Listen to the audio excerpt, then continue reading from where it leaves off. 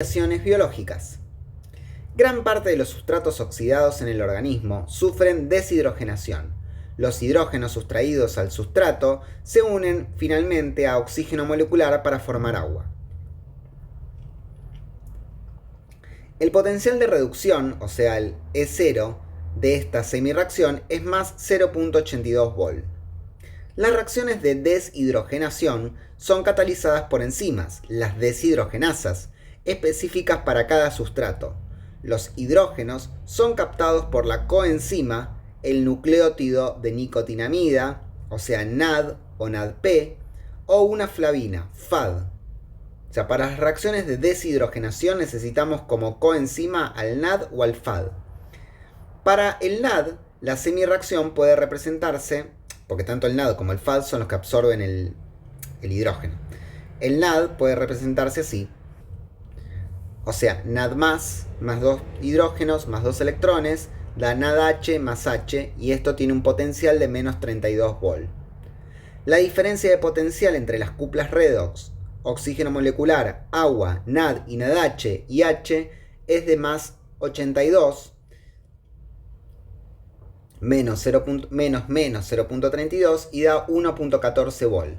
Por lo tanto, el delta G de la reacción de óxido de reducción entre ambos pares será delta G es menos N por F por delta E, y da, o sea, menos N, que son 2 mol, porque lo vemos de la ecuación eso, por la constante de Faraday por el delta E, y nos da 2 por 96,5 por 1.14, es igual a 220 kJ sobre mol, que es equivalente a menos 52 kilocalorías por mol.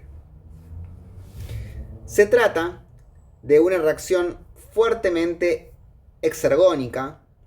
Si ocurriese en una sola etapa, se produciría la liberación brusca de calor y no sería aprovechable por la célula. En los procesos biológicos en general, los hidrógenos sustraídos al sustrato no son transferidos directamente oxidados por el oxígeno, sino transferidos en etapas sucesivas a diferentes sustancias aceptoras de potencial de reducción creciente. De este modo, la energía se libera en forma fraccionada y puede ser captada por la célula. El proceso es esquematizado en la figura 9.3. Acá vemos el proceso esquematizado en la figura 9.3, donde un sustrato reducido, por ejemplo el sulfuro de hidrógeno, es oxidado por el compuesto A,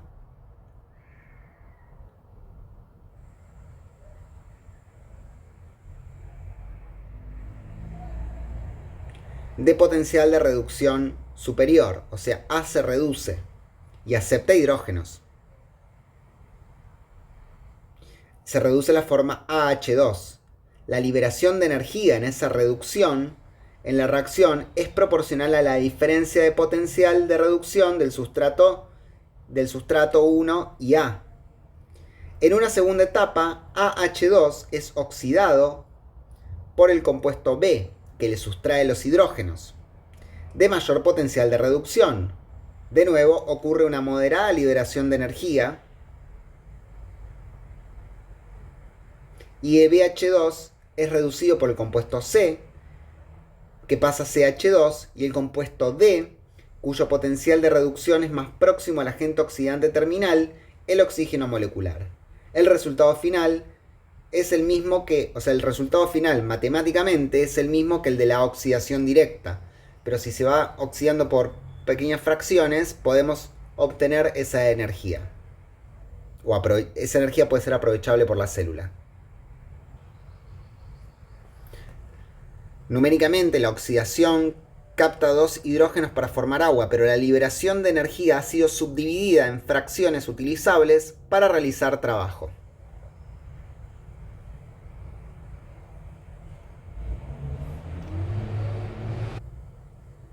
Mitocondrias.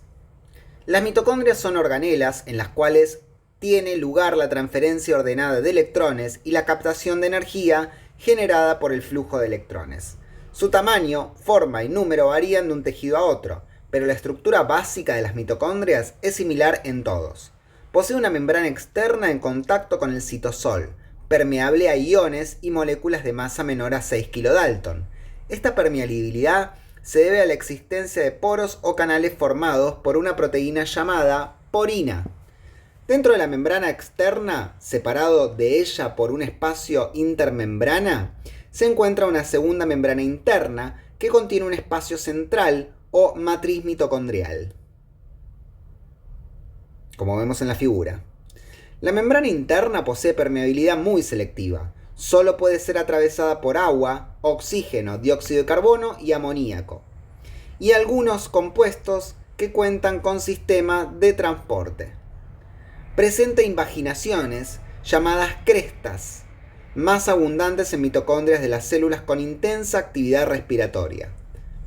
En la membrana interna, la cara que mira hacia la matriz presenta un gran número de formaciones esferoides, o sea, de partículas submitocondriales implantadas en un corto tallo.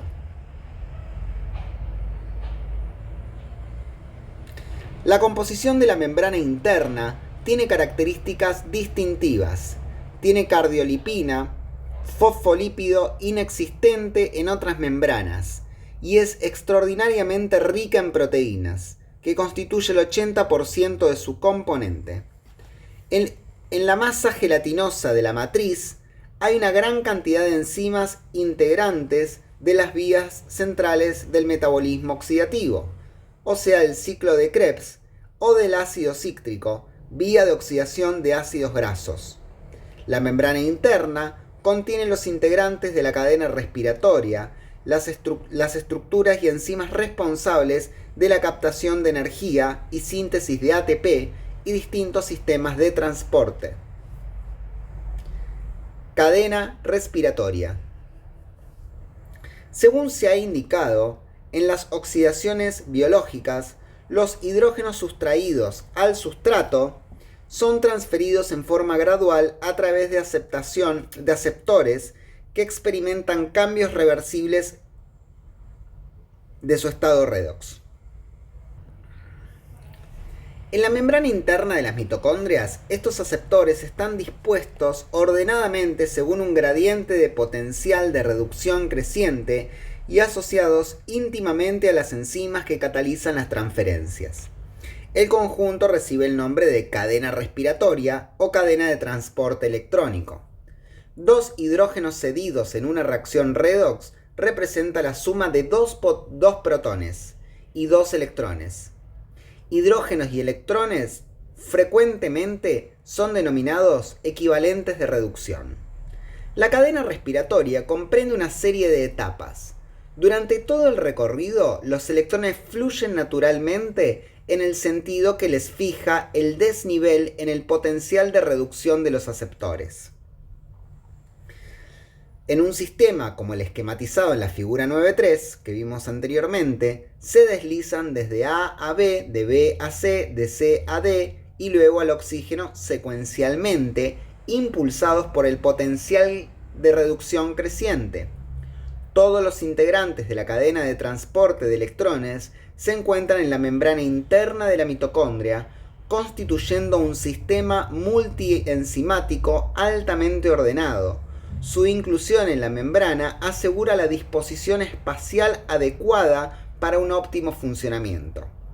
Al analizar el proceso de oxidación de un sustrato y la transferencia de electrones, uno podría preguntarse ¿por qué el sustrato no entrega sus hidrógenos directamente al oxígeno y a otros aceptores con mayor potencial de reducción que el NAD? Por ejemplo, ya que esas reacciones son termodinámicamente favorables. Esto se explica si se recuerda que en las condiciones existentes en la célula, toda reacción química transcurre gracias a la existencia de catalizadores, o sea, de enzimas. Solo la presencia de enzimas específicas asegura el cumplimiento de las etapas y de la liberación de energía en forma gradual y controlable. Los hidrógenos no pasan directamente de un sustrato dado al oxígeno o a cualquier otro aceptor si no existen enzimas que catalicen la transferencia.